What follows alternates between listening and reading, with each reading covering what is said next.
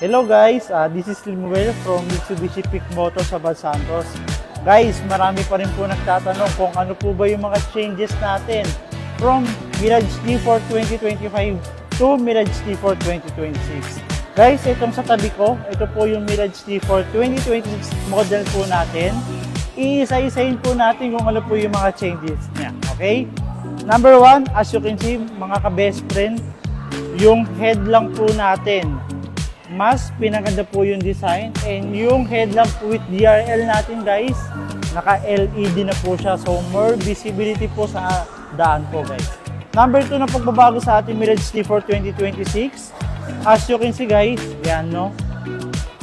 Ito yung picture natin ng lumang model natin guys, pero ito na po yung bagong design ng ating two-tone alloy wheels po. So as you can see, mas sharp po yung design, mas premium po yung look. So guys, tara, tingnan naman tayo. Ito yung color po ng ating Mirage T4. Ito po yung ating red metallic guys.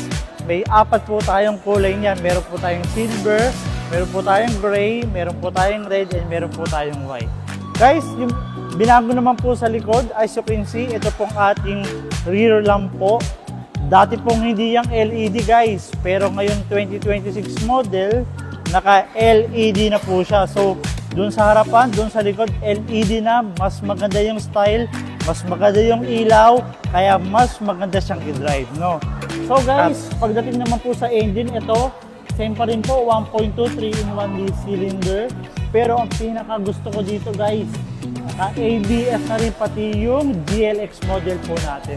So dati po yung GLS lang ang may ABS, pero ngayong 2026 model guys, naka-ABS na rin siya. Kaya doon na paipakita po na dinagdagan ng malaking safety features po ang ating Mirage T4 2026. So yun ang mga dinagdag din po. Number 1, meron po tayong active stability control para po mas maganda po i-maneuver itong ating sasakyan sa mga curvy na road.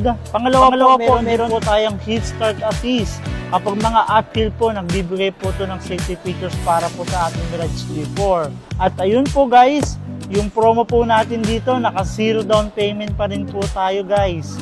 So kung naghahanap ka din po ng in-drive Grab na pwede mong ibiyahe itong Mirage T4 po natin, meron din po tayong assistance yan. So yung guys, ako po ulit ito, si Limuel Hipolito from Mitsubishi Pick Motor sa Balsantos. Pwede kitang tulungan, dagdag negosyo, pang service mo, kontakin mo na ako dito sa nakalagay na number sa screen, Facebook ko, at tara, test drive na.